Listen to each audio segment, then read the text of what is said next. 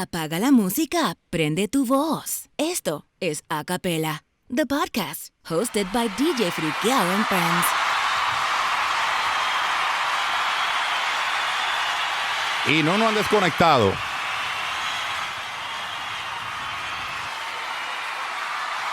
Episode 7, ladies and gentlemen.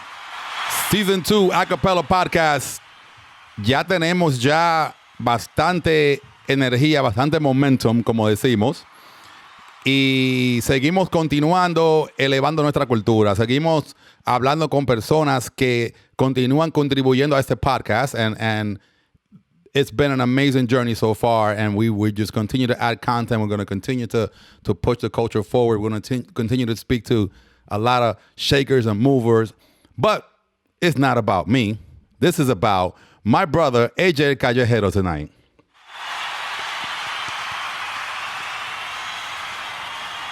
This is about AJ Kallejero. Señores. My brother. You're looking good. You're looking good. Me bañé. ¿Te maquillaste? Me siento bien, me maquillé, me puse el filtro, me tienes lindo aquí. Listen. First of all, yeah. I'm living this life that I like to give flowers to the living. Okay. Right, FRIKKIAO? Okay. All right. Anything you touch always works.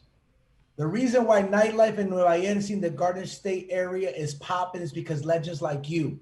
Y para todo el mundo que quizás no me conoce, saludos, AJ Kallejero Ramos. Uno de mis sueños y de mis metas y de mis logros when I first started in the industry was to be able to host a fiesta caliente, FRIKKIAO Wednesday Bliss Party. I remember when I first started in the industry and I was giving out flyers, watching you in Telemundo, pushing culture, doing real life TV before it was even cool. Ooh, man, you're always ahead of the cult. You're always ahead. You're a visionary, and thank you for everything that you do. Yo soy un fan tuyo, and I haven't really started doing interviews yet because we're waiting on my next phase. But this is a conversation, and I'm a fan of your work, FRIKKIAO, and I love what you do and the realness that you always talk. So love, respect. I'm a fan, and look what you're doing now. Oh my goodness, that wasn't flower, bro. That was the whole bouquet. That was the flower shop. I think that deserves a bomb. You know, usually, look at that. Usually the bombs come when there's like unannounced news or una bomba que no cae, pero coño, eso estaba bueno.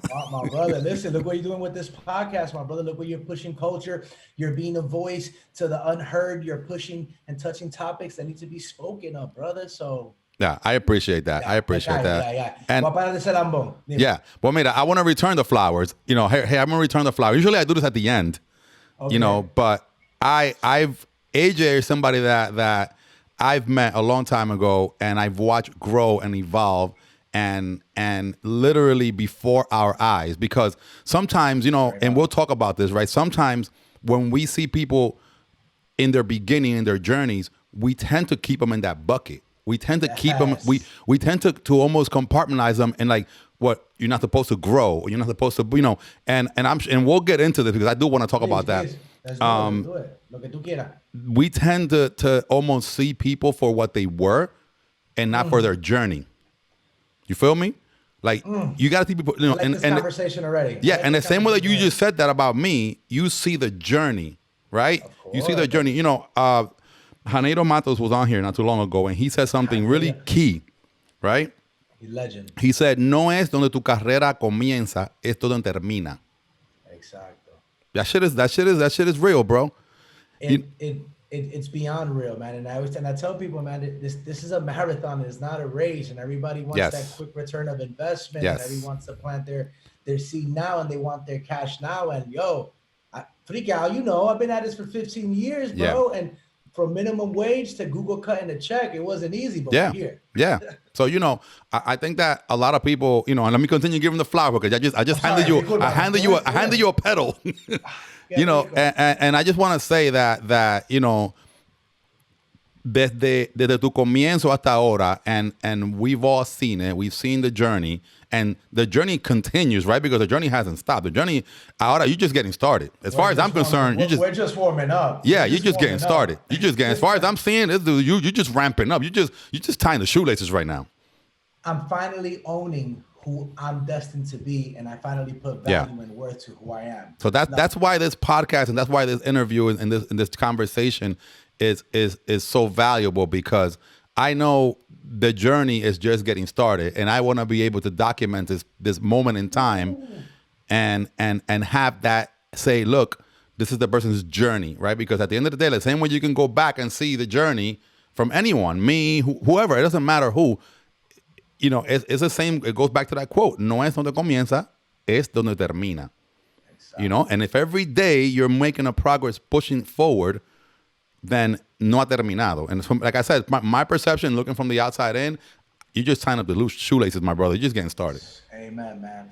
From your mouth to God's ears, bro. Yeah. So quick.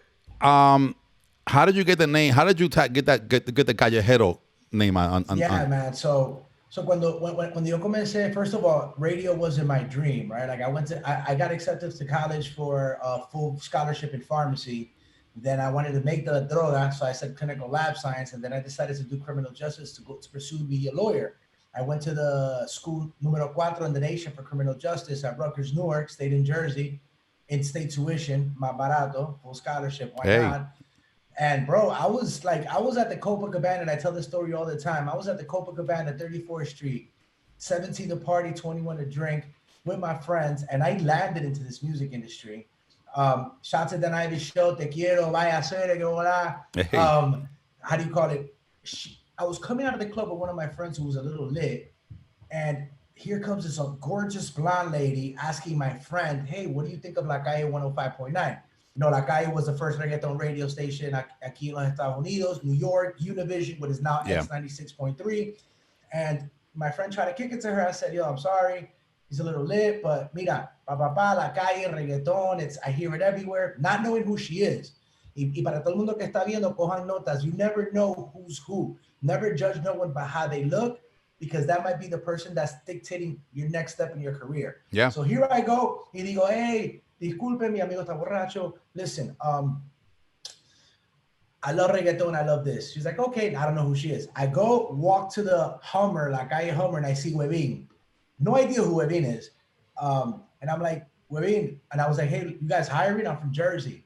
I love reggaeton. I throw house parties, this, and that, whatever. He's like, hold on, my boss is on the way. It ended up being the blonde lady. I had no idea. She gave me her business card. She says, call me Monday. This was never in my dreams. Radio was never in my dreams. Music wasn't in my dreams. I was going to go to school for pharmacy. So here I am looking at the business card.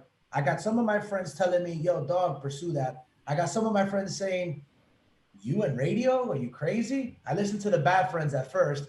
And then a week after, one of my homies, shout to Marvelous Fame, that's my brother. Hey, shout to Marvelous, yeah. See, he was like, yo, dude, I'm in the music. Like, why aren't you going to work in music if I'm doing music and we're working together? I was like, you know what? You're right. Le llamó the night. She's like, bro, I'm not hiring. That's it. I told you to call me last week.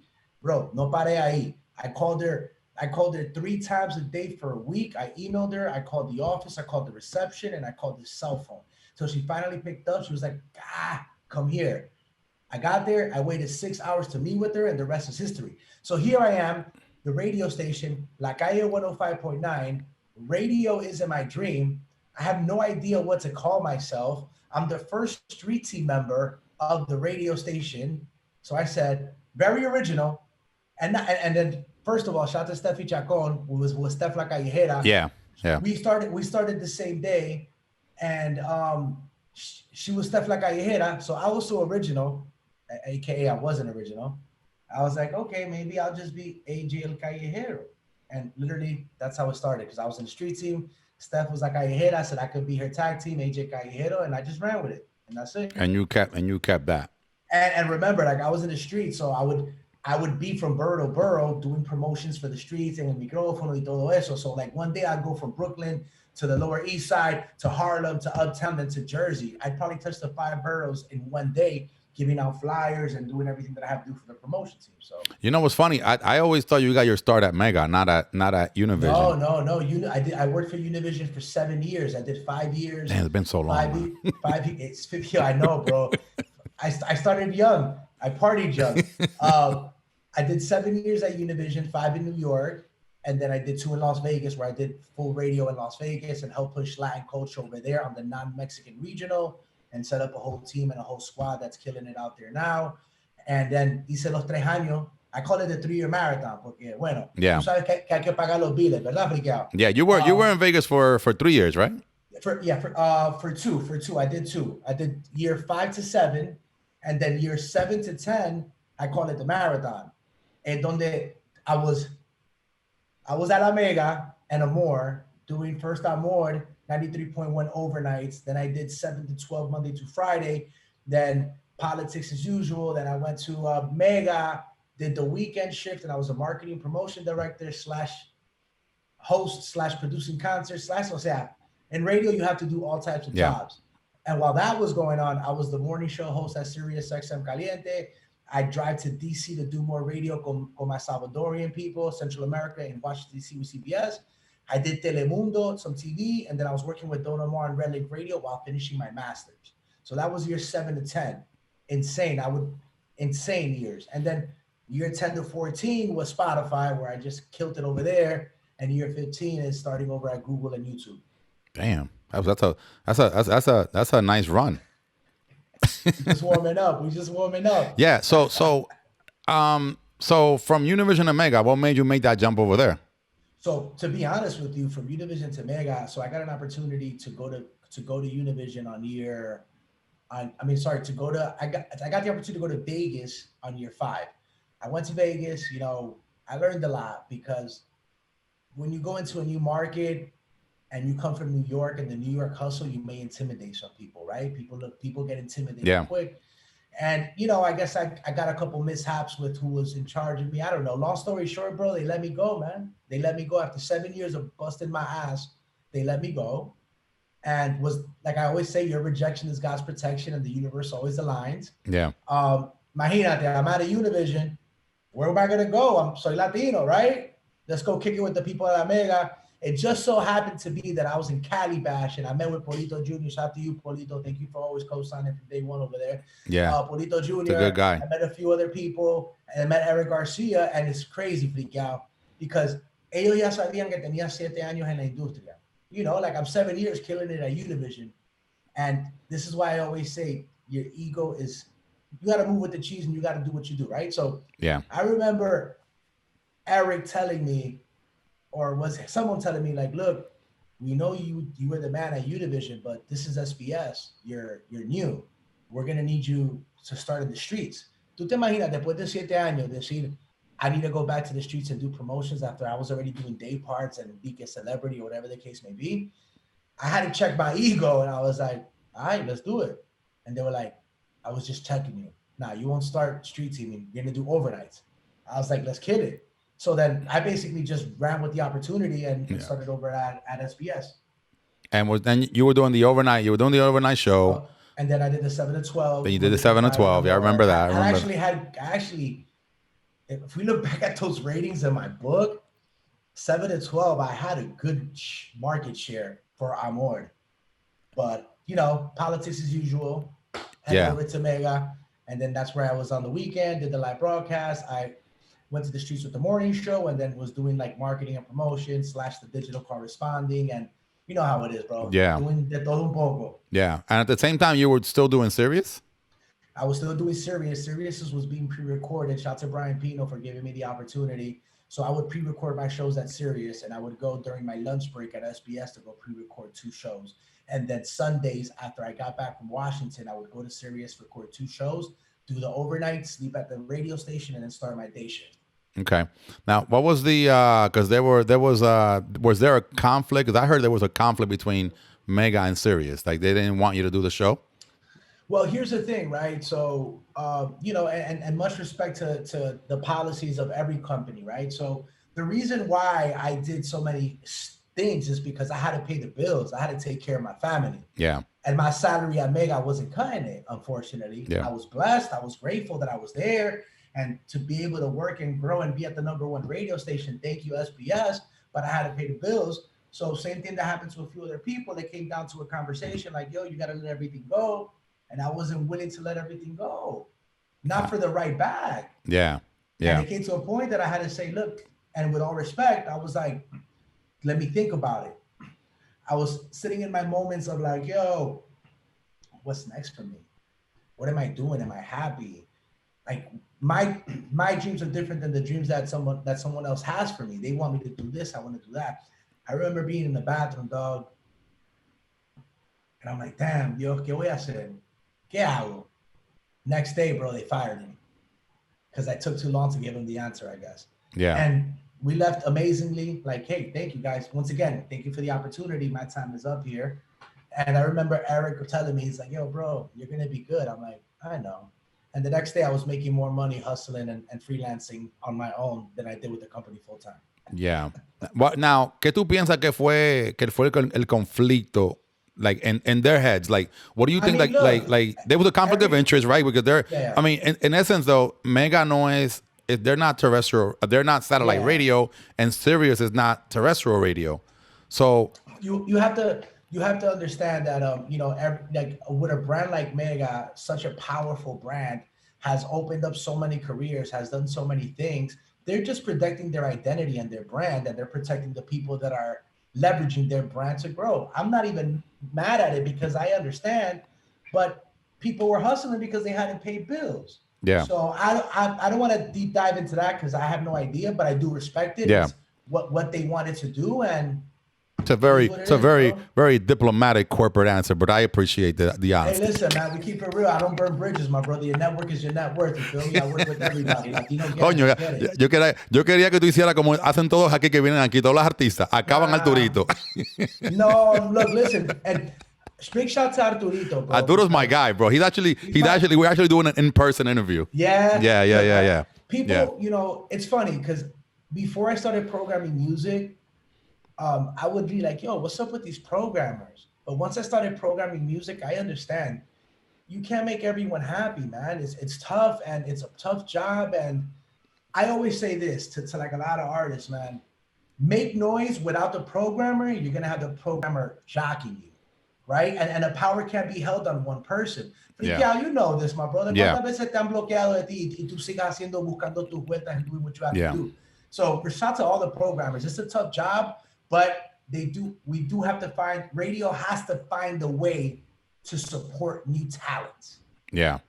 Well, that's what they have to work on. Great. To break new artists. Yeah, that's a great segue because that's been the theme of a lot of conversations here, right? From artists like Brenda K. Starr to J5 and Paola, you know, new talent, right? They're amazing. They were really amazing, by the way. They were really amazing, and I like how structured the entire operation is from their promoting. I mean, everyone seems to be on the same page, right? And the conversation that I had with somebody the next day, I was like, actually not even the same day, the same day. And I'm like, look, this is proof that you can create a body of work and then add marketing and add all the efforts behind it. If I was a PD at any radio station, I would be saying, "Hey, I want to talk to J5 and you know." It's crazy you say that, FRIKKIAO, and I'm so happy that we're aligned. We're living in this world where, in a blink of a second, a song can go viral, right? Yeah. I tell people, are you working a song or a career? And that's what I look for, FRIKKIAO. Don't show me numbers. I don't care about views, likes. Show me your work ethic, show me your team and the structure and strategy to what you're doing. And that's when you can know an artist is taking things seriously. Yep, absolutely. And that to me turns me on. So I'm like, yo, you're working. Because todo el mundo, you know, the hookah, the botellas, the Supreme, la película, la movie. Yeah. Vulnerability, bro. Put in that work, let people see you. And I'll give you a quick story. I remember I was working with one of my homies. He's a photographer for Nike. And he told me his story. He was like, you know what's funny, AJ? I remember I was dying to work with Nike, and I focused so much on trying to get Nike's attention that I stopped focusing on building my brand and marketing myself. Yeah. That he started doing that, Nike reached out to him. So hence, once again, artists continue to work, hustle, build, invest. You got to invest in yourself and the work, and you'll see that eventually you're going to be making noise, and they're going to have to come play your music. Now, is there a happy medium now between somebody who is doing a lot of the digital work, a lot of that groundwork, and now a PD. Here, I'll give you an example. Ala Hassa, right? Ala Hassa and then when we started this early on, Ala Hassa said that he did that groundwork. He did a lot of the groundwork. And then later on, the radio station came to him and said, okay, tú estás pegado. Can you come do a festival for us for free? And then we'll pay you la dieta or whatever. And he said, no, he respectfully declined because he already had done a lot of the groundwork. So he said, no, you need to pay me, my musicians, to fly out there, put me in a hotel. And then he sort of, and then he kind of alluded to saying that they didn't like that. Or is there a happy medium now between artists who are doing the digital work and all of that ground, tactical work, right? I mean, look at Arcángel, right? Yeah. Arcángel, is he played on the radio a lot? Not really. He sells out shows. He's getting at least 50, 60,000 plus. He's selling out concerts. And when Arcángel jumps on Arcángel popped off Bad Bunny. How many artists has Arcángel popped off? He has that street credibility. He has that flavor. So there is a happy medium, but then it goes back to what is success for an artist. And the lane of success for an artist is different. Is it radio? FRIKKIAO, how many people do you know that have Billboard Radio 1 charts and can't get 200 people in an event? Yeah. So I feel that there can be a happy medium, but it all depends on who the artist is, what the genre is, what their goal is. But there can be, and on what happened to the homie, I get him. He put in the work. He invested in himself. He didn't want to do a free show. But every action has a reaction, right? Yeah. And, you think radio stations want to hear that? But I respect it. Yeah. So it's another example is, right? Tú piensas de que los artistas ahora que están, no voy a decir viejos, but los artistas que ya en su momento o otro ya estaban pegados, like in the case of merengue, right? Like we have a lot of these merengue artists, and there seems to be a lack of talent, right? In the merengue space, even though there's a few guys out there, but everybody wants to go the urban route. Now, a lot of the older merengueros, let's say more established, just to be diplomatically correct, right? The more established merengueros, right? You see, you get it. You know what you're doing. No, porque tú sabes, no queremos ofender a nadie. Aquí no se, cuando yo esté aquí no se habla mal de nadie. No, tranquilo. You listen, bro. And the more established artists, that do you see a generational gap between the mentality, the way of thinking? Because when I speak to, and this is my personal opinion, when I speak to the more established artists, they seem to almost have the mentality still that radio is the launch pad for their music versus the younger artists, right? Where you see the younger artists, where they're like, no, I'm going to go digital. I'm going to go on my social media. I'm going to go on my YouTube. I'm going to go out. They have this they're already programmed that way, where you get artist A who was hot like between 94 and 2004. And they're like, no, yo voy para la Mega o para la X para que me programen. And si no lo programan, then the stations son los malos. And that's why they're doing so bad. But you go to their social media, you go to other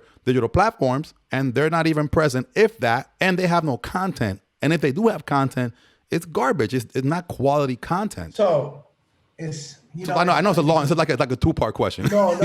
Okay, go ahead. Keep going. No, that's it. I'm done. Go ahead. So look, I personally feel, this is my personal opinion, I think radio is still important. Radio is still a stamp and a cosign.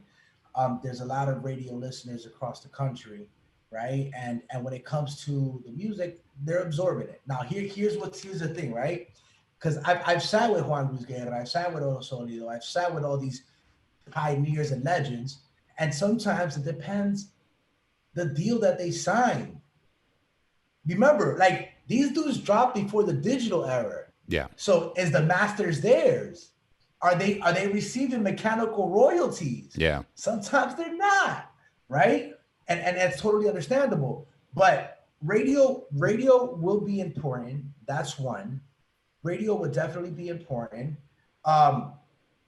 It all depends where you want to go to, like I said, in your career. these younger artists, their fans, their generations are consuming digital. You have a daughter, right? Yeah. Right, FRIKKIAO? Yeah. How old is your daughter? She's 18. When she was a little bit younger, is she listening to radio really? Like So here and there, maybe the Breakfast Club. maybe by force because it's either you're in the car with me. Okay. But we're living in this on-demand world where people want content on demand. They want their music on demand. But there has to be a medium, just like you said. As I was, going through data and looking at stuff, bro, tropical music is still being consumed. People are still consuming tropical music. Yeah. But like you said, look at Daddy Yankee. Daddy Yankee's a beast. How many years does Daddy Yankee have? And he still remains relevant. Why? Because he continues with his digital princes. Content is king, marketing is queen. You feel me? Yeah. Perception is checkmate. So it's important to be aligned with the digital, and it's important to keep your fans on the digital. But if radio is your spiel and that's where you're getting all your traffic, then so be it. Diferentes sabores y colores para todo el mundo. But I'll give you a great example as to two cultures meeting. Right now, what's happening in the Mexican culture with the Generation Z, with the artists like Natanael Cano, is that, these are Mexillennials. These are artists from U.S. Mexico who are still embracing their Mexican regional culture, but they grew up and listened to trap and reggaeton, and they love the hip hop. So now those sounds are being fusioned. I think in the tropical, we need something like that happening where there's more fusion, but we also need more people supporting it. Yeah. At the end of the day, Friki, you know how it is. Dollars make sense. And what is everybody looking at? The monetization. That's why everyone and their mother is doing urban.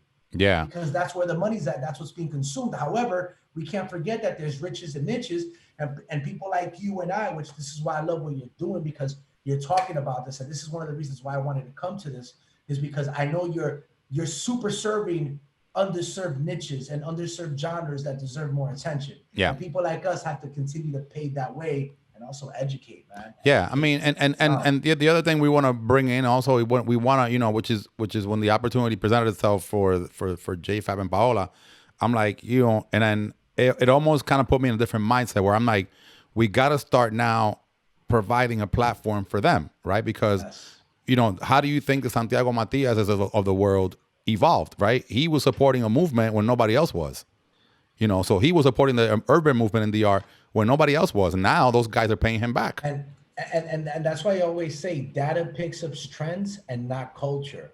Yeah. Everyone's so focused on looking at numbers. And this is one of the reasons why I'm so excited and I'm happy that I'm at YouTube, bro, and YouTube Music, because, Leor Cohen's a GOAT. He's about culture. Our team is amazing. And this is what we're trying to do. While everyone's drinking Coke, we're trying to drink Sprite. We're trying to support. We're trying to give this representation for the tropical artists and for indie artists, for alternative, the Mexican regional, still killing it with the reggaeton and all of that. But if we don't create the space, FRIKKIAO, if we don't, I don't know why I'm calling you FRIKKIAO. Whatever, because you've known me for so long. Yeah, but if we don't create the space, like you said, and this is once again, I thank you for doing this. If we don't create the space, my brother, right? What are we?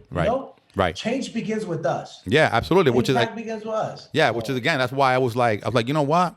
This is a good idea. I've been speaking to a lot of established artists and whatever, and it's also good to mix the younger artists, because again, you provided them a platform. I mean, that couple was super excited to be on here, just to be talking. Those guys have performed in Asia. Those guys have fan bases in Spain, and bro, Pulmon Records. I met them through a friend because they worked at Walmart, dude. And I love that story.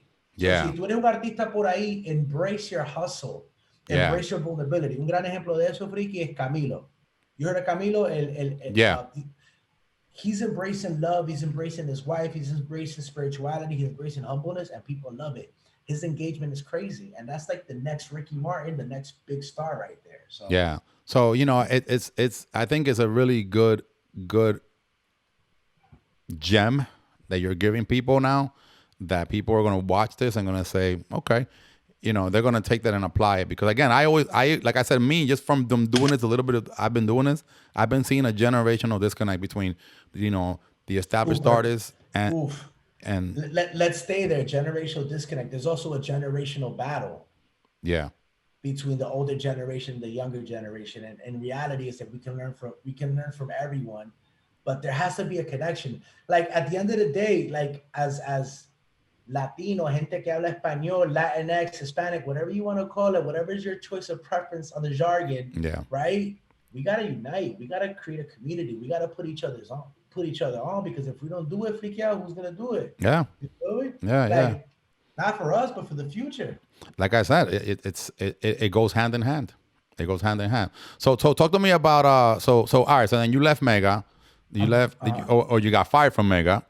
I got let go. You got let go. We got let go. Amicably parted ways. Let's just say. It was, bro. All my after I left Univision, man, it was cool. I understood. They try to hire me back. I kind of said no, and then I stayed at SBS, and then when I was gone there, they also hit me back up. I told them no, and it's a beautiful thing how life works. But it was cool, man. It was peace, bro. I still talk to everyone there. They're still family. Yeah, of course. I mean, it's like I said, it's a journey. and I'm forever grateful, bro, because this business is small, my brother. Very you know small. What I mean? Very small. So and everyone knows everyone. Everyone knows everyone. Bro. Yeah. And can no one say that I didn't bust my ass or I didn't work hard and ride for the company? Yeah. Can no one say that they outworked me in any of those two companies? So you ended up at Spotify, right? Then you got the gig at Spotify. 4 years. 4 years. All right. So what was your primary role at Spotify? Because a lot of people ask that question. Like, what is his job at Spotify? What does he do? Yo, my brother, listen, passion and purpose over position. What don't I do? I'm like the Navy SEALs of Latin culture. I just get shit done. Yeah. Right? Hablo, coño. I like that. I'm going to use that one. I'm the Navy SEALs of Latin culture. And that's the beautiful thing. I put out fires. I start fires. I push culture. There's a lot of things, FRIKKIAO, that people don't know that I do on the back end. And slowly but surely, I'll start sharing all the amazing greatness, because I don't like to flex too much, but I got to give myself my flowers, right? Yeah, absolutely. Absolutely. So at Spotify, my position on paper was US Latin editor. What's that? Programming music and making the playlist. Okay. Then my promotion before I left was Latin Global Culture's editor, something like that. Who knows? Passion and purpose over position.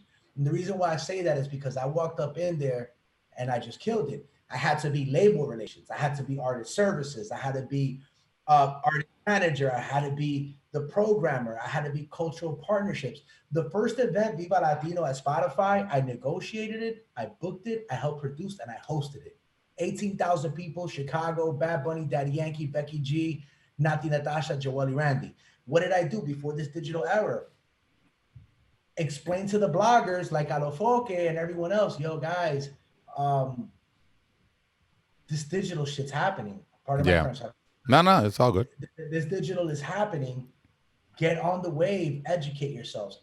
I basically also help educate a lot of the Latin industry. Hey, this is Spotify. This is how you monetize. This is what you should do. Check this out. Check that out. And also introduce as to what was the power of playlisting. I remember when I used to talk to Spotify people at first, like, yo, they're like, what? A year after, I had to hide from people and shit. Yeah. But I did a lot, my brother. I did everything that had to be done. I was the host of the Viva Latino podcast. I curated and made the #1 workout playlist for the platform called Beast Mode. The Rock works out to it. Neymar works out to it. I helped with Christian culture. I connected the dots with artists. Steve Aoki wanted to connect with, like, brother, Navy SEALs of the Latin culture. You know what I'm saying? Like, just getting the job done. So you you were in there just whatever it took. Yeah. Killing it. Yeah. So now, okay. So did you have any challenges with artists there? Like with, because there's a lot of artists that you've seen complain about the model, the Spotify model versus other streaming services. Did you have some artists there, some challenges there?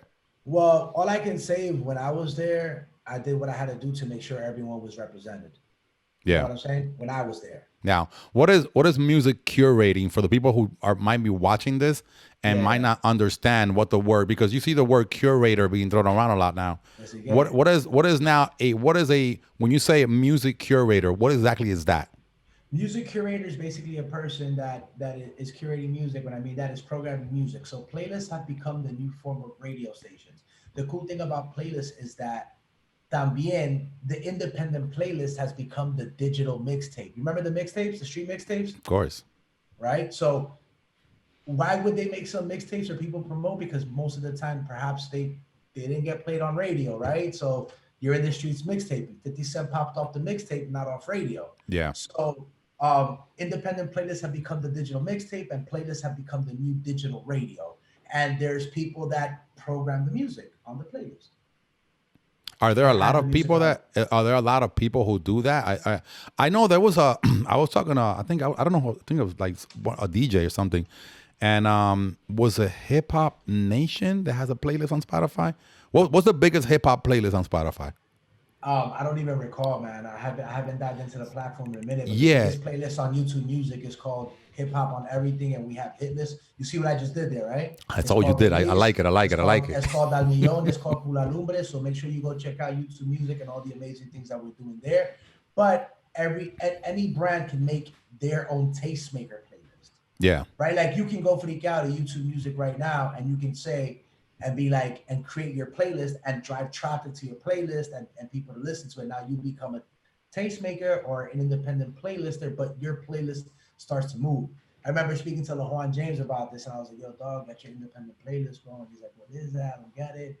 Until I finally got him like to do it, and he realized the impact that he had us placing music on his playlist, and that people were getting streams and views, and people love music, and people like to know what other people like to hear. So now, besides the exposure the artist is gonna get, what is for a brand to create a playlist? Is it brand exposure that your relevance, like you're creating brand loyalty, so brand exposure?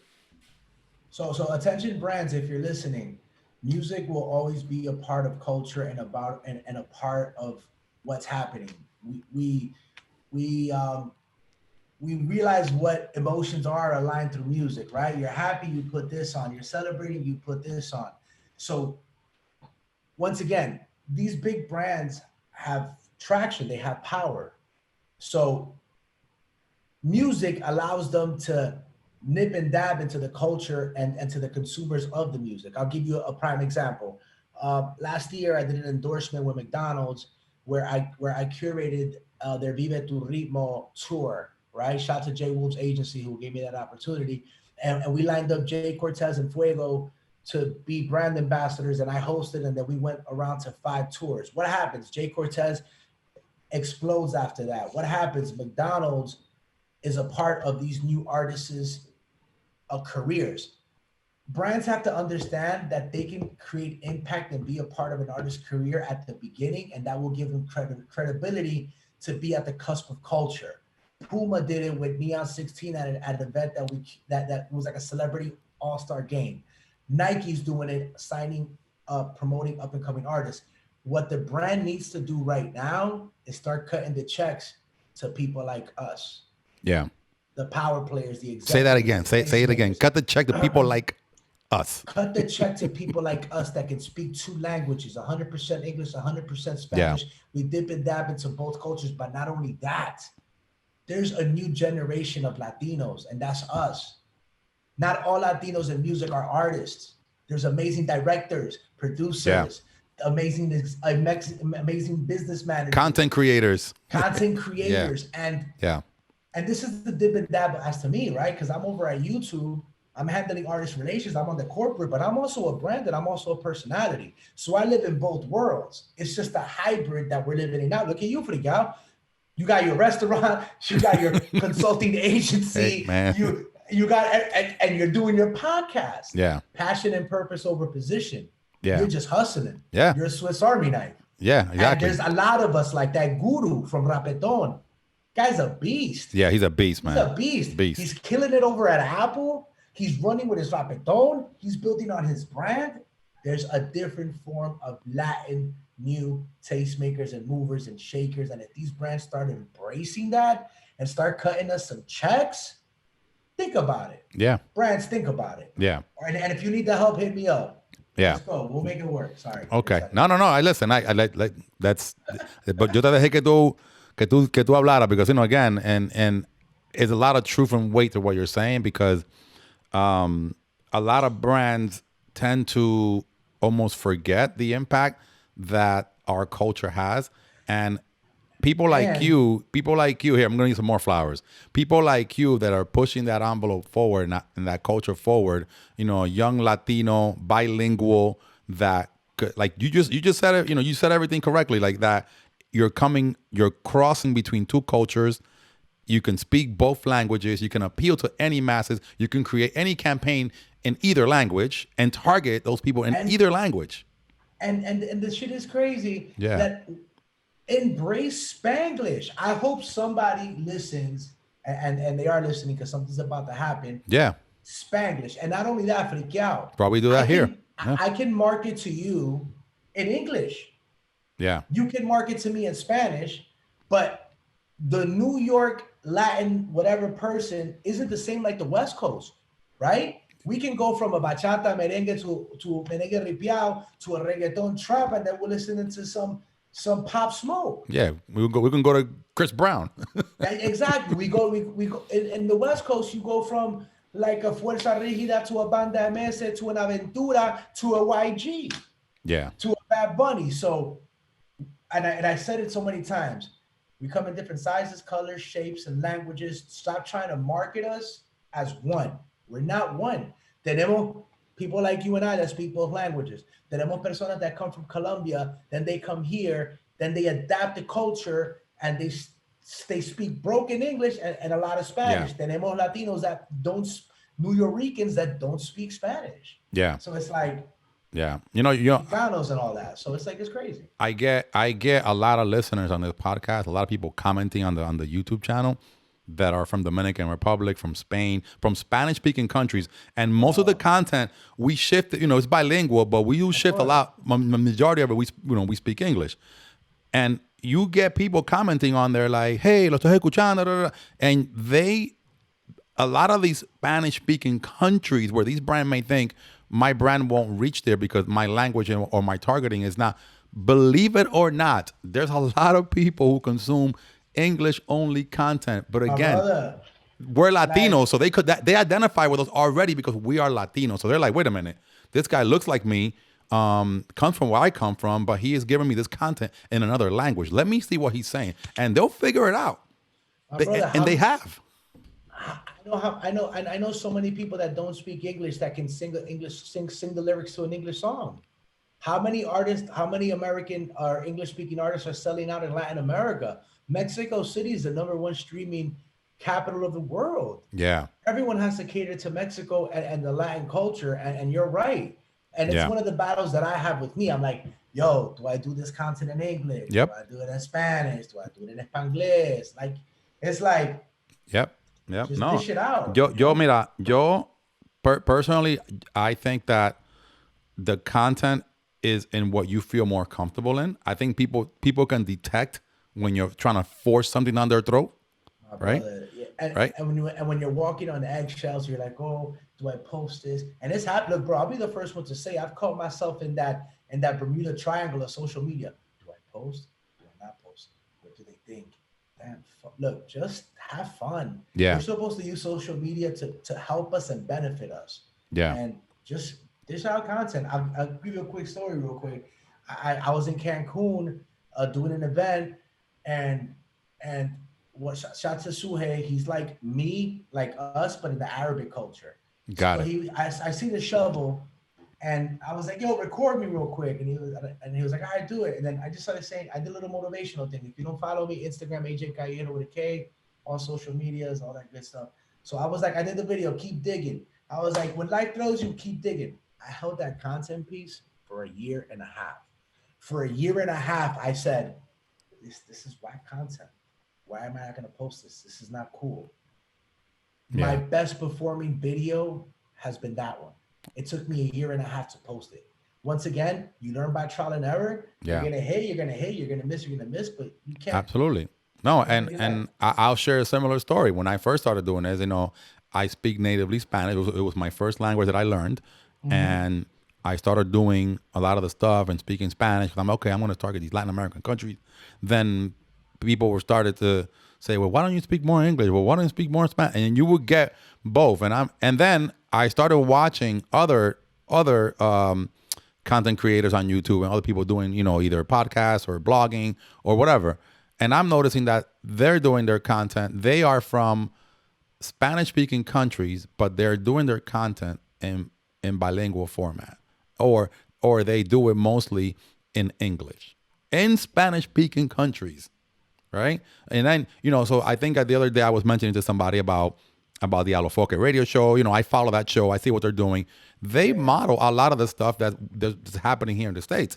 Now, el contenido de ellos es mayormente en español, but they look at the framework as a whole for delivering the content, how Americanized it is, and how they look at that and they look at how we're doing it.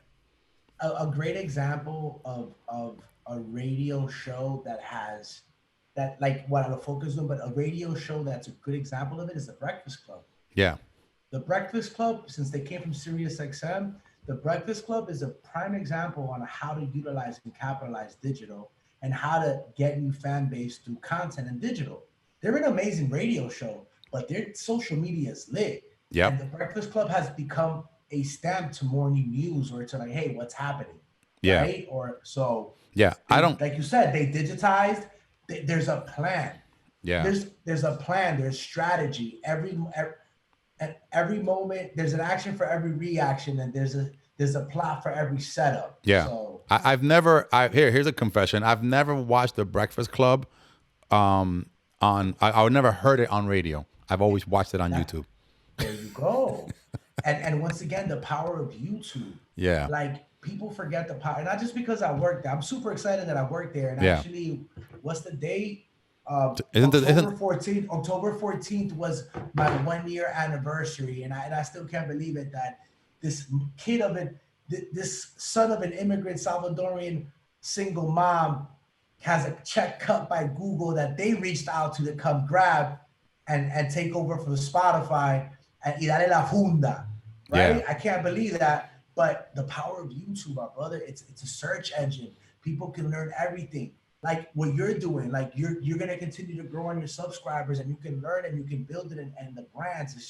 It's a beautiful thing, bro. And you learn, right? Like you learn from you learn every day. Yeah. You learn like, hey, like people like English, they like Spanish, but yeah. No. Y dependiendo quién es, like si yo tengo un artista aquí que habla español solamente, mira, yo entrevisté a los otros días a Silvio Mora, al the guy that llegó el pavo. Yeah, I mean, ya va a llegar el tiempo que llegó el pavo. I know, I'm gonna re-air that interview on Thanksgiving Day. He's a genius, by the way. Yeah. People laughed at, like, people. Smart like, guy, bro. Bro, every Thanksgiving he's getting a check. Yeah. And his streams, everything, every weeks. Yeah. Everywhere. Yeah. So, all right. So you got the gig at Google. So what is your job at Google? Like, same thing with Spotify. Good. Now you explained that. Thank you very much. What is it that you do at Google? What don't I do? I'm the Navy SEALs of Latin culture. Coño.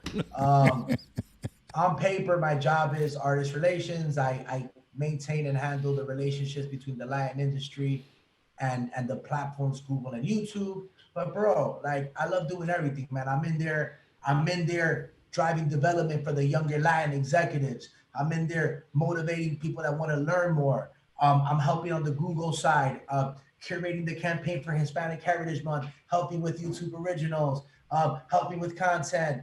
Just, bro, doing a little bit of everything, man. And once again, it's the Navy SEALs. Like, one of the things that we just did was, I don't know if you got to see it, but we launched an artist spotlight story, which is one of our big programmatic packages, and it was with Bad Bunny. So I had to lock that deal in. I had to, we need Bad Bunny for 8+ hours. We got to go shoot this day, and we made it happen. You feel me? That's through the relationships and the leverage that we have.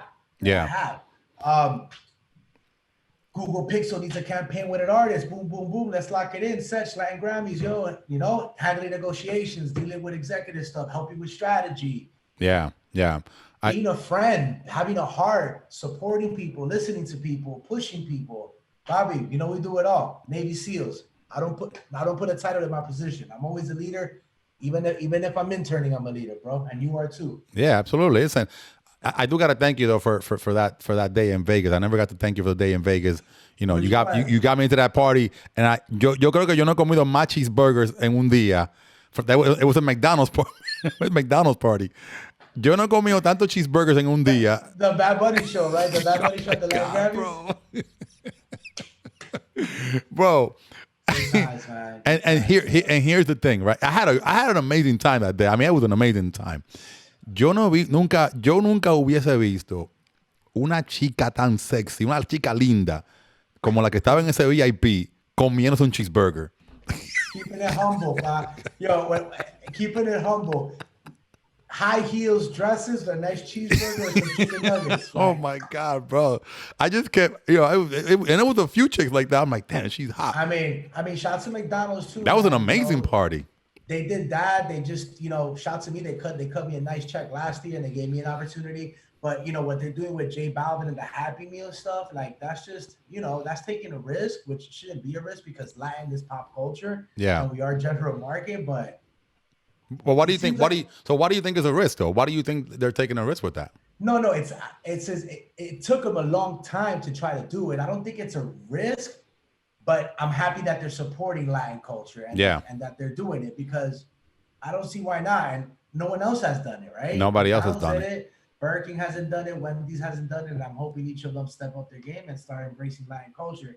And I hope that the checks they're getting are the same checks that the general market artists are getting.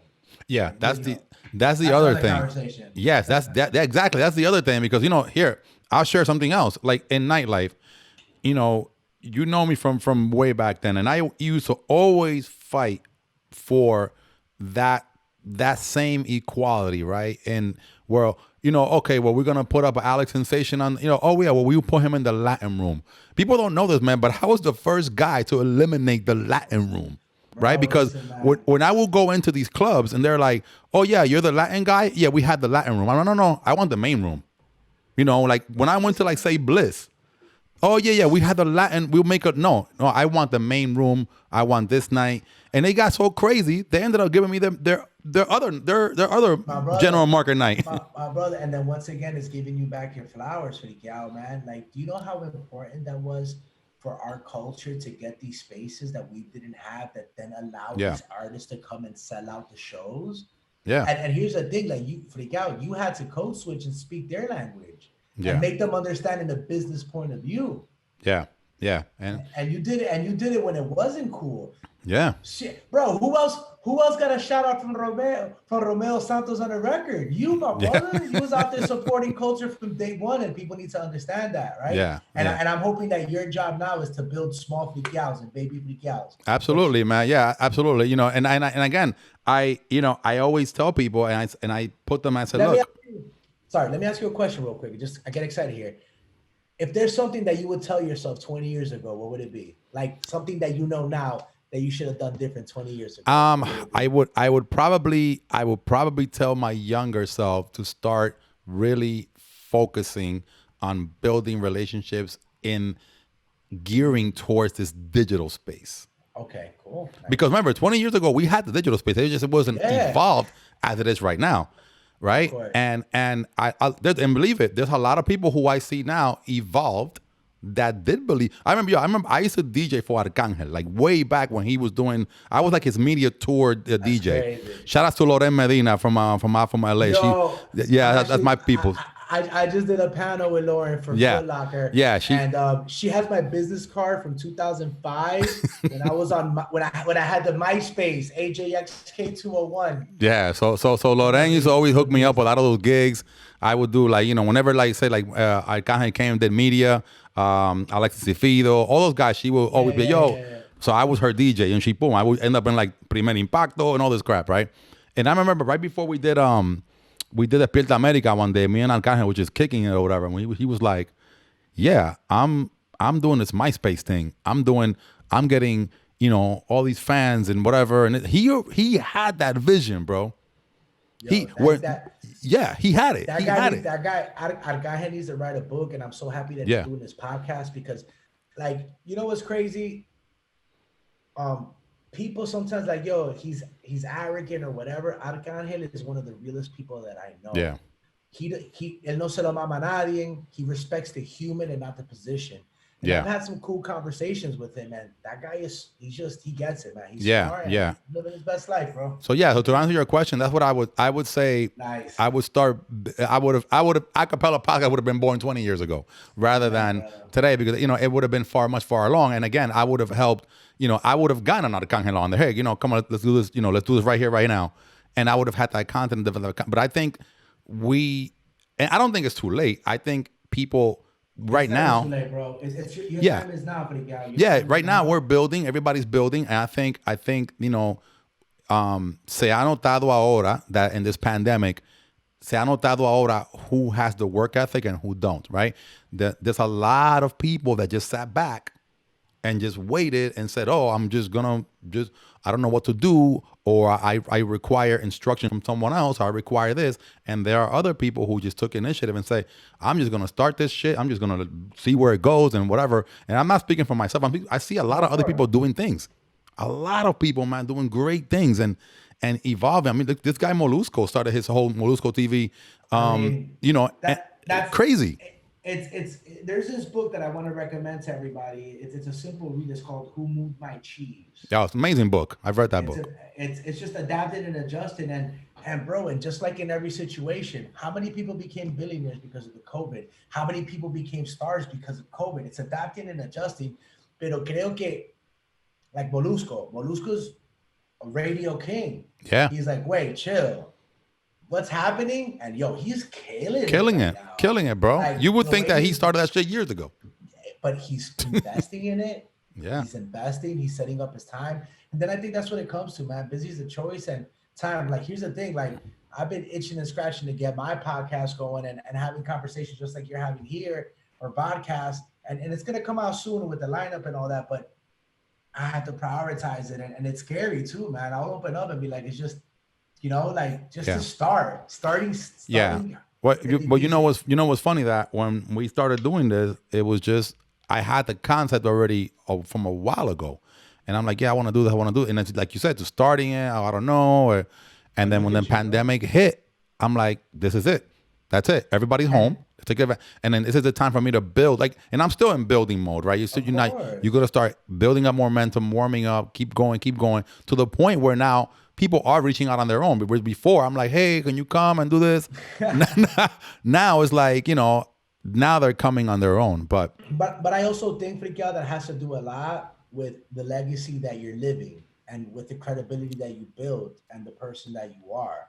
So if you didn't put in that groundwork how you've been putting it, you wouldn't be to where you're at now, where you don't have to beg and choose for an interview. People know you as FRIKKIAO. Yeah. Even in the interviews and talk shit about them. Nah. At the end, not at all, man.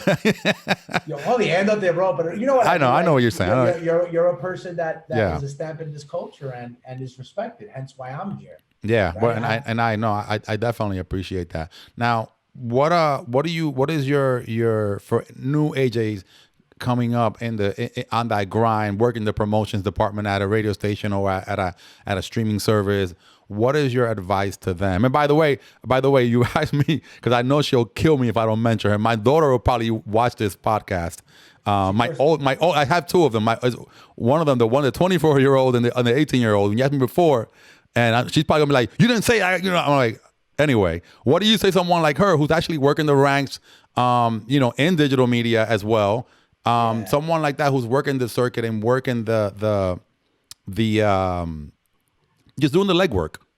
By the way, shout to your daughter. She reached out to me, and I missed my opportunity for her to intern with me. I just wasn't ready. But your daughter's amazing, and I know she gets that hustle from you. Oh, thank you.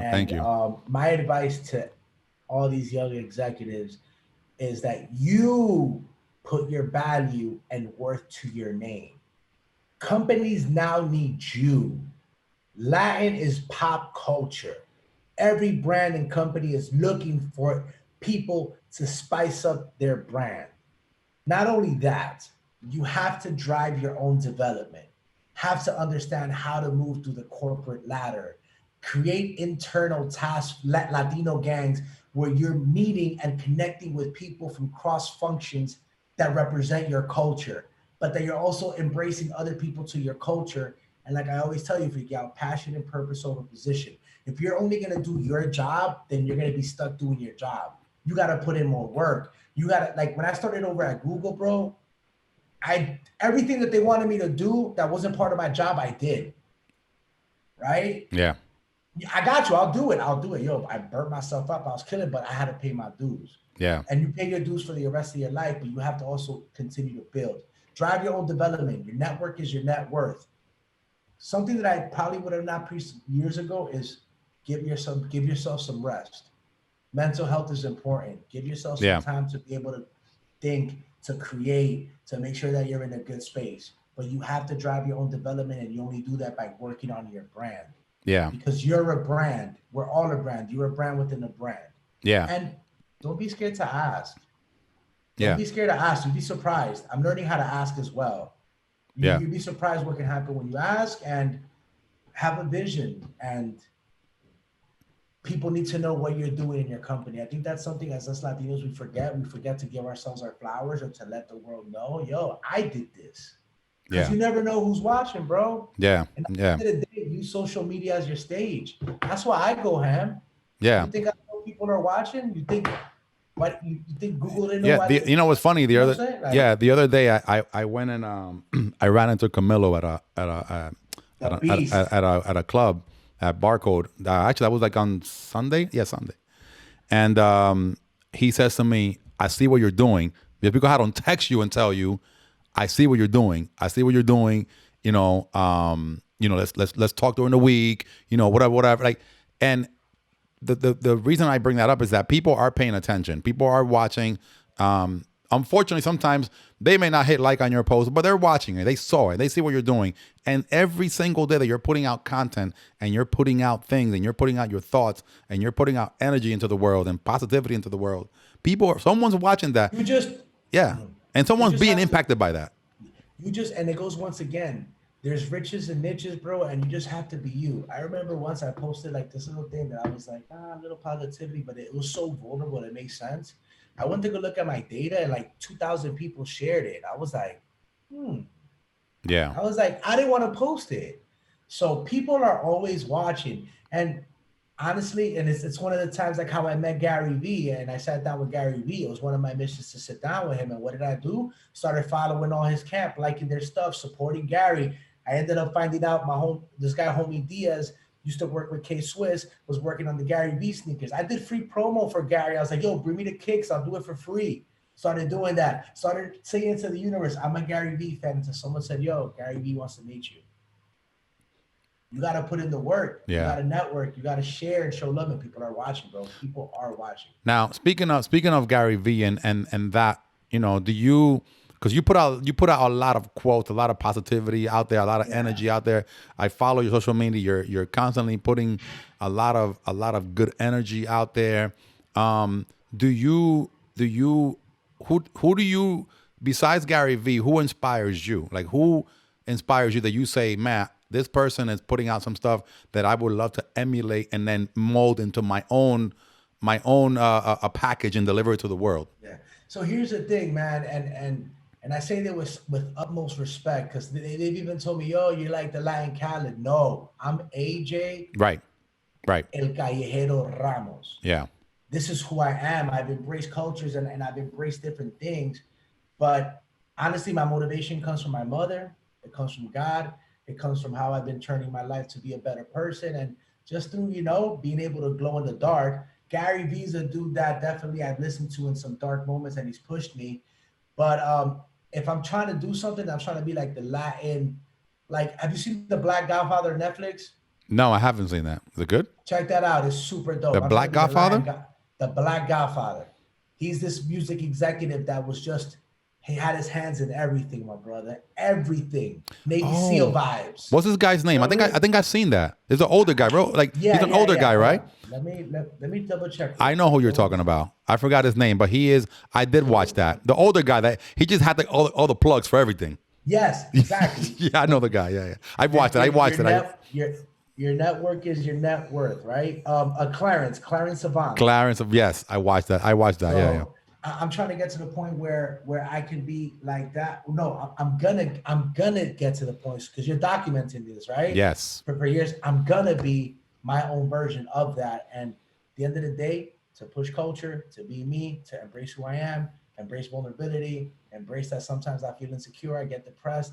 Sometimes shit doesn't go my way. They tell me no, but I'm still here and I'm still pushing. My brother, we're still here. Hey, like you said the other day, man, no means next opportunity, right? Yo, bro, and listen, how much have you learned because of COVID, my brother? How much has people understood that people's happiness was on a post, was me here, was me there, and people had to start adapting to being real and realizing that content is important and making sure you have relationships, bro. Yeah, Like, well, I think a lot of people humble themselves once they saw. yes, Yeah, yes, yeah. Once yes. they saw that the things that we were glorifying, like material things and things that had no meaning, because now we're stuck in the house with the people that matter to us. Now they're like, oh, you mean that my $18,000 diamond watch or whatever doesn't really matter? I think I even heard Osuna talk about that one time, and he's like, yeah, I got all these watches. What does that do for me now? And what I've learned because of COVID, and I think it probably comes back from our childhood, bro. I mean, I'm pretty sure, right, FRIKKIAO, your parents came to this Yeah, country, you live in the American dream. But what I've learned is finding happiness and finding purpose, como que fulfillment, outside of my corporate job. Meaning that I'm living my dream through Google and YouTube, but there's other things that I want to do that have nothing to do with music or with the scope of my work. And people forget to dip and dab on that. Like I've been getting more into nature. I've been hiking. I've been pushing me on my fitness. I've been, focusing on doing more things to build my brand and every other thing that I want to do outside of my scope of work and still aligning and building and doing my work stuff. But finding happiness without any like any affirmations or instant gratification. yeah. That's peace. Yeah, or validation, right? Because a lot of people Yes, yes, seek yes, yeah, a lot of yes, people seek yes. validation through social media, and it's insane. I mean, that's a whole nother conversation. But Let's do that for the second one. yeah. So the what do you think right now are the artists to look out for? Like right now that you're like, yo, check out this, because a lot of people want to know as far as the work that you're doing, the work that you have done. You put on a lot of artists that, I mean, you put me onto a couple of other artists, and I'm like, damn, this artist is pretty dope. And I'm their fan now, right? Yeah, yeah. Where do you see, like, what artists right now you like, yo, you look out for these guys that people can follow? Um, I'm gonna just shamelessly plug a couple Plug YouTube 'em. music playlist. Nuevo Flow, Flow Urbano. Check out that playlist. Check out El Millón. Check out artists to watch on YouTube Music. But let's go dip and dab into genres. On the bachata, I'm liking Ralphie Dreams and J Fabi Paola. Yeah. Right. On the merengue vibes, I like Gabriel. I think Gabriel's doing He's dope. amazing He's stuff. super He's dope. doing amazing stuff, and for me, Gabriel is the new generation of tropical artists. But it's up to platforms Yeah. and everyone to embrace it. But it's also up to the listener to consume it, which is another whole other conversation we can leave for another day. Yeah.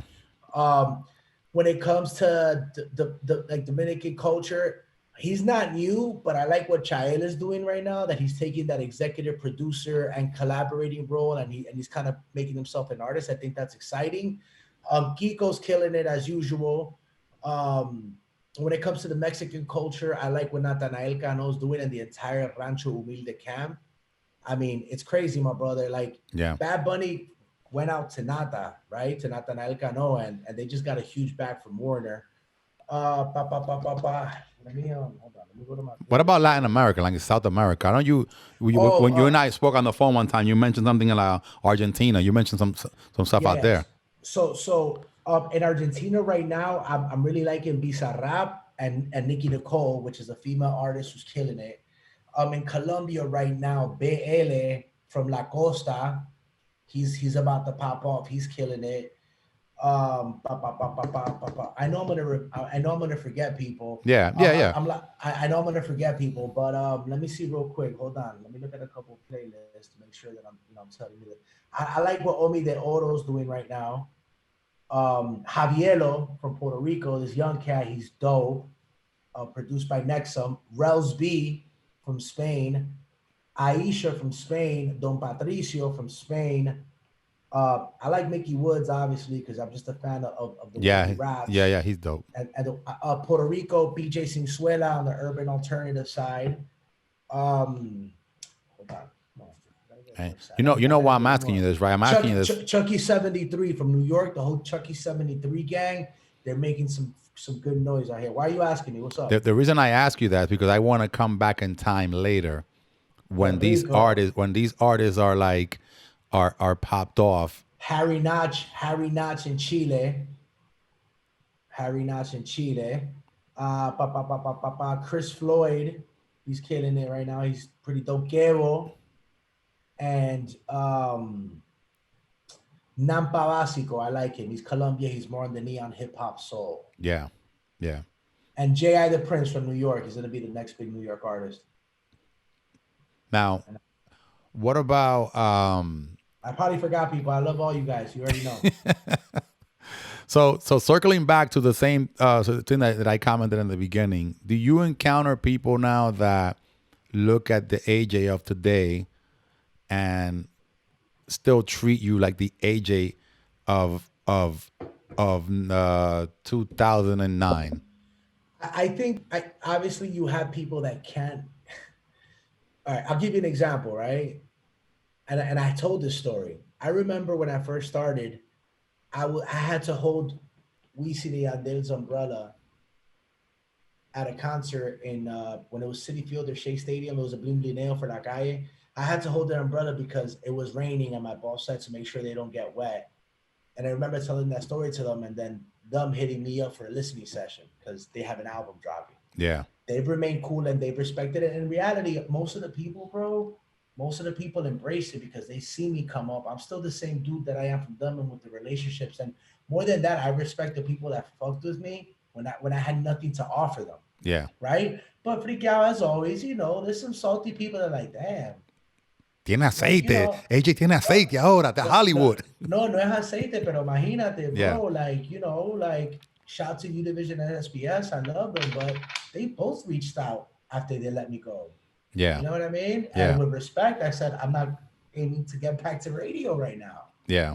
But once again, your rejection is God's protection. But yeah, there's obviously, there's some people that still can't get the taste that I'm doing what I'm doing. Mm-hmm. And perhaps still try to treat me like the old me, but right.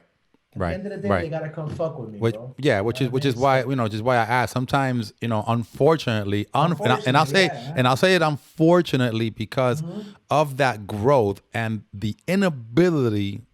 Pay attention. The inability for people to grasp the concept of growth. You have to make yourself inaccessible to them.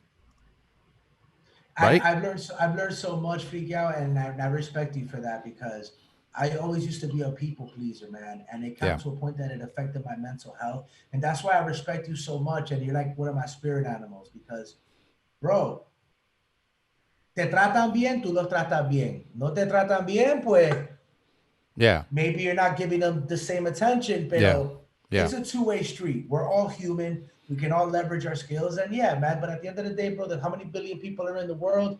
You'll walk on water, my brother, and someone will say it's because you can't swim. Right. I remember when, even at my time when I was dipping off of Spotify, they were like, yo, what happened? This, that. I'm like, what do you mean what happened? Growth. Yeah. Growth. Yeah. I'm going to Google.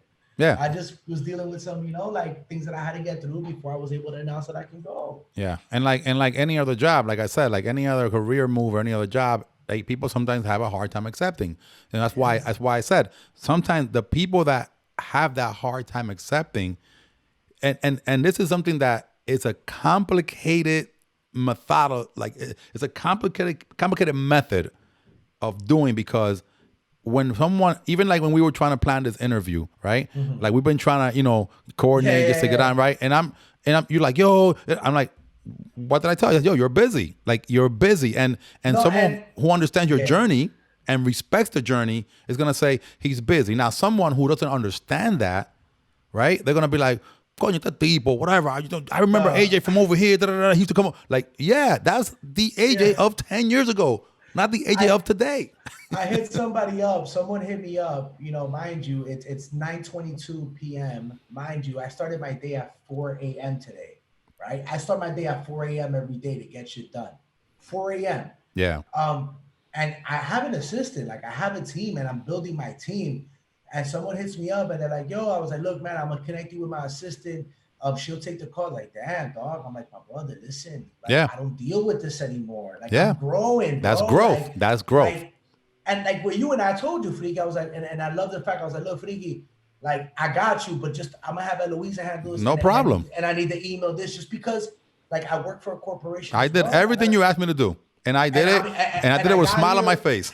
And I got here, and I respect the fact that you understood this. Not that I'm trying to be Hollywood, because when you hit me up, I'm always replying. Yeah. But, you know, like, and I've been in situations, bro, that, like, I've had people that I looked up to, where people that have blocked me, and then years back come back, and they're like, yo, and you know what, man? Love overpowers hate by 2. I got nothing but love for everyone that I worked with. Everyone that has done me bad, thank you. Thank you, because you've made me who I am today. Yeah. And if you can embrace my growth, let's grow together. Yeah. If you can't embrace it, then I'm my bad, yo. I'm just trying to live my best life. Yeah. It's you know, it was it's good you touched on that, because it happens a lot. A lot of people do that, and people forget what growth is like, and they forget because they met you at a certain. Now, doesn't mean it's gonna change. Growth is not gonna change who you are. You know what I mean? It's never gonna change your core integrity. But growth, at the end of the day, is inevitable for some, right? Sometimes when you're pushing that growth forward, and some people have a hard time accepting it, unfortunately for them, you have to become inaccessible, because again, now people who do understand, like, listen, like, you kept telling me, hey, I can't this, I mean, no problem, send me this email, yo, listen, whatever, this is the protocol, that's the protocol, because at the end of the day, that is a person that respects your growth. And I told you at the beginning, and I'll tell you again now, like, I respect your journey, I respect what you've done, and I respect what you're doing. And it's because of that very same growth that I am watching you making a guy like me proud. I'm like, you know what? I remember that guy when he came to me for an MC gig and blah, blah, blah, you know. Brother, listen, dogs, and I'll say this to everybody. One of my goals, one of my career goals was to be able to host one of your parties, my brother. To be able to be on a flyer on a Fiesta Caliente, dog. Like, and hence, look how it is. But you know why, FRIKKIAO? Because you know who you are. Because you're confident of who you are. So you're not insecure of anyone else's. And same here, my brother, listen, one of my interns right now is one of the top morning show DJs in Miami. Yeah. He's killing Alp. Shouts to Alp. Yeah. He's killing it. Yeah. I'm fucking excited about his growth. Yeah. I'm like, dog, what do you need? How can I help? Yeah. My goal is, for anyone that I see, I want them to outshine me. Absolutely. They're gonna represent me. Yep. And if I need something, I need you. Yeah. So that's where people get it twisted, and it goes back to your whole ego and your heart being intact and knowing who you are. Yeah. I call it that confidence. God and confidence together. No, it's good that we touched on it, man, because, like I said, I always, and not just with you, I always see that behavior in some people when they say, oh, fulano, I remember when he was, listen. Bro, it's happened to me. Like, oh, you too cool now? I'm like, yo, I used to have Romeo's phone number. Guess what? I don't have it anymore. You know what? I mean, can I probably reach Romeo? I probably could. Course, but you know what? Yeah. But, and if Romeo will see me on the street, he will say hello. He will be. But again, you have to respect the person's growth. That's it. I'm gonna leave it with that, because like, let's leave it like that. No, it's real, man. And once again, separation is elevation, bro. Like, if they can't get it, I guess another advice to the young people is that you can't make everyone happy, and live your best life, man. Like, do everything your heart desires. And I'm happy that everything that you're doing, Freaky, you always inspire me to do more. And the way I've seen your growth, your personal growth, and how you just dip and dab, and people don't even know 99.9% of the shit that you do. They don't. They don't. And I remember we had that conversation when we went to go eat, and I left inspired because I was like, yo, you have to have a conversation with yourself. do you want to stunt la movie or do you want to be? I want to be successful. I want my family to be good.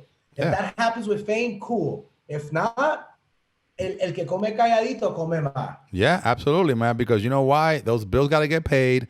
Those new iPhone 12s gotta get bought. And you know, viviendo la movie, you know, every picture, right? Yo, big things happening. Things are coming. I'm like, yo, if our relationship is gonna be justified off an Instagram post, then I don't know, bro. Yeah. Because the people that I'm breaking bread with, I'm trying to protect the people that I'm breaking bread with because everyone is watching. You feel me? This is chess, not checkers. Yeah, exactly. It's all about the building, brother. It's all about the building. Well, listen, I'm fresh out of questions. I mean, unless you got something else to plug, yeah, real quick. YouTube Music, check us out. We're doing amazing things. Follow me on Instagram, YouTube AJ Kallejero, and once again, continue to listen and watch this podcast. FRIKKIAO's gonna have some amazing stuff for you. I'm super excited with what you're doing. Congratulations on your family, being a family man. Congratulations on all your vulnerability. And I look forward to your stories, bro. I just love it because you speak the realness, bro. I've been so busy with this podcast, man. I gotta be able to balance out. You should bring some of that content here, bro. Yeah. You know what? Content differentiation. We'll talk about that later. Yeah, content differentiation. All right, cool. AJ Kallejero. Brother. There he is, ladies and gentlemen. Love, my brother. Thank you. Love, brother. Thank you so much, brother.